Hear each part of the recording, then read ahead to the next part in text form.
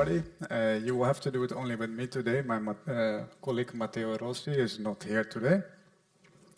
But I'm going to try to explain you something of what we did in 2 years' time in 10 minutes or 15 minutes, so it's going to be a challenge. And this is, of course, a mutual effort of myself, my 10-year younger self on the right-hand side, or left-hand side for you, and my colleagues Matteo and Per, Robert, Gabriele. And of course, important to mention our partnering suppliers to Volvo Cars, in which we conducted this project together. Let me start with the tire modeling for the use in driving simulators. This paper was written by our recently retired technical expert, Egbert Bakker, who used to be my colleague for 10 years. And I think it has a very beautiful closing argument in the conclusion, which I wrote down. I will not remember it by heart, so apologize me, I will read it from this paper. So the described mathematical representation is just the beginning of an effort to describe tire behavior in a way which is accurate, compact, physical, meaningful, and easy to use.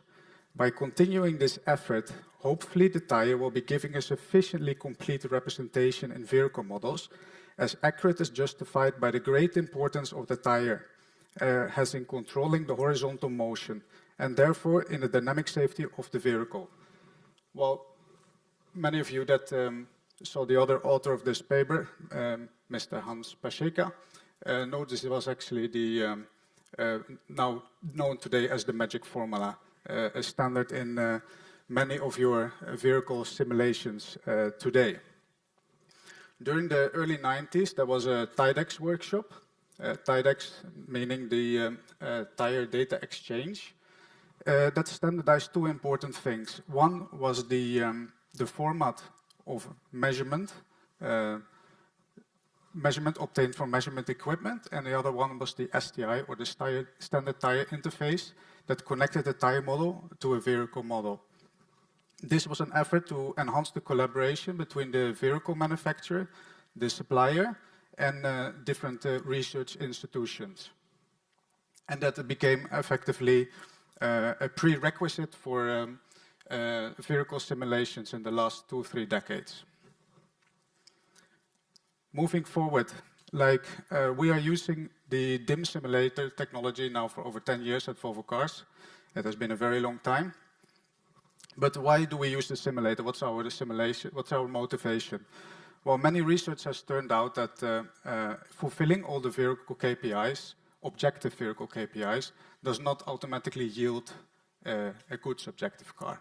So in the end, we sell a product for the customer, and it's important to get a good subjective analysis of how the car behaves. So here you see a simplified representation of how the development steps in the vehicle project work. In green, the virtual process; in blue, the physical testing. And tire testing is normally performed after prototypes have been built, and they take quite a lot of time. But of course, we lose the flexibility to affect chassis design, because we have already a very matured vehicle design. So what we aim to do is we aim to front-load the development cycle, where we can get a better attribute balancing early on to get a better performing product. Another core focus of our company is to reduce our carbon footprint, and I heard Alfredo telling yesterday in his presentation that this was also a very strong motivation for them.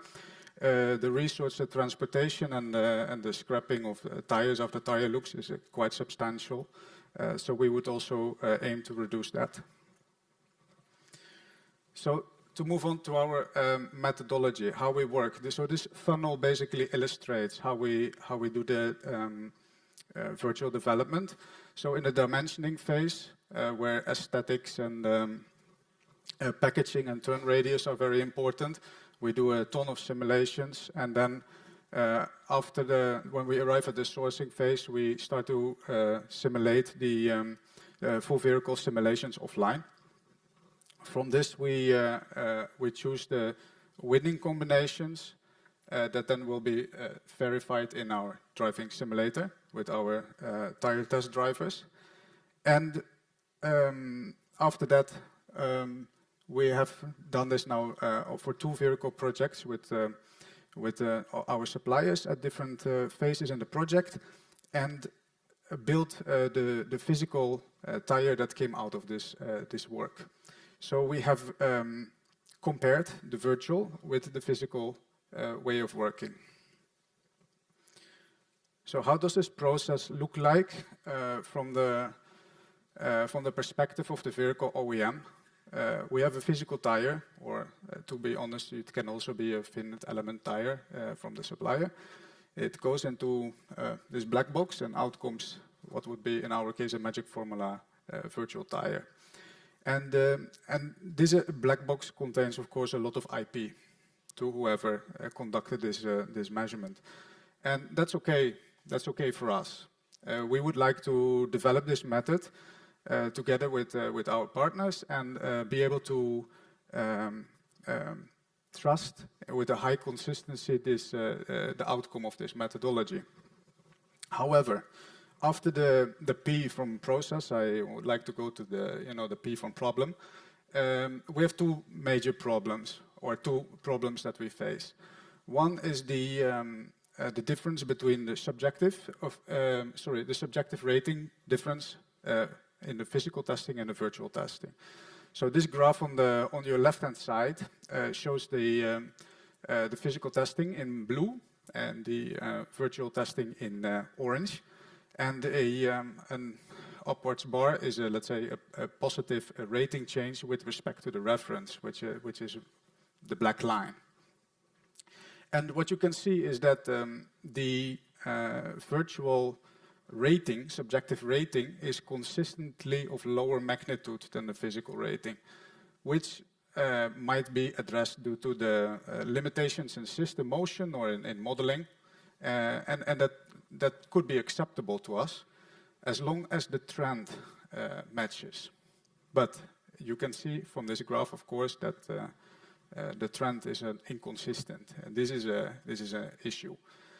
So right now we are conducting driver variability studies to try to address how big this issue actually becomes. And on the right-hand side, you see a graph displaying the load sensitivity. It is the cornering stiffness versus a normal load of the tire. So what we did is that we have tires that came from the same batch distributed to 5 different providers or suppliers. They conduct their measurement and they came back to us with the result. And as you can see, around the nominal loads of this nominal wheel loads of this vehicle, we get substantial differences. Why, in theory, these tires were the same. And this is also, of course, a bit of an issue when you utilize that very early on in the development of your vehicle program. Let's take one more look into the sources of this variation, into the black box process once again. You can identify different categories. So it's the conditioning before measurement, how wheels have been stored, how you run in a tire before the measurement. Then it's the measurement method, whether this method was conducted in a virtual way or in a physical way, what kind of machinery was used for this measurement. After that, data acquisition and filtering, what kind of measurement apparatus is used, what kind of process filtering, perhaps. Sorry, I forgot to mention with the measurement method, whether this is a discrete or variable method, makes quite a difference as well, and whether it would be temperature controlled. Everybody has like different strategies around that. And then basically the outcome of the data acquisition and filtering would be what would be standardized in the Tyre format, right? And then moving on to the last step here is the fitting procedure.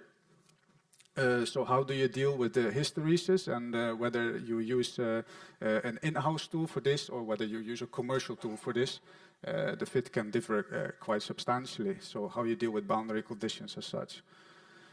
So rather than trying to dictate the process, we try to understand the process. And frankly, the tire supplier sits on a tremendous wealth of data, and we would like to understand this a little bit better. So that brings me to our visioned industrial solution. There seem to be, from the collaborations we have, there seem to be a very good correlation at one supplier. They, of course, they have a good idea about their own product and how that relates to their other product lines. But seen from this work is that we have a very difficult comparison across the supplier for the same families of product, for example, which is challenging for us. So what we did is that we started a thesis that is I have 2 master thesis students that do a data science thesis to look if they can deploy AI for this. And we discussed AI quite a bit yesterday. So they have done some reinforced learning methods that I want to show some preliminary results from this work. So the thesis, they will publish it by next month. Then it will be publicly available to you who might be interested. So I think it goes by this title. They decided finally on that. But here you can see on the right-hand side, you see a confusion matrix. And that is made by a random forest classifier. So on the y-axis here, you see where or the vertical axis, sorry, you see what the true source of the data is, and on the horizontal axis, it's the predicted source of the data. So in an ideal world, you would like to have everything on a diagonal and nothing on the rest. And as you can see, the classification is pretty accurate. So we have run well over 2,000 different property files. This figure applies to lateral dynamics, has to be said. But this figure shows that there's a systematic bias depending on where the data comes from, and we are able to predict it with a high degree of accuracy. So now the main question remaining, can we remove bias? And if we remove bias, by what means? So there we have some results that are there are some mixed results, let's say like that. But this is, of course, this is a very data-hungry approach. We discussed this yesterday in the podium discussion as well. So I think I want to have the closing argument, like in this tariff era, can we come up with a methodology to win together, to go back to how we started off 30 years ago with the magic formula and the Tyre format, and find a way how we can address this issue. And I see my time is now over, so I would like to thank you for your attention.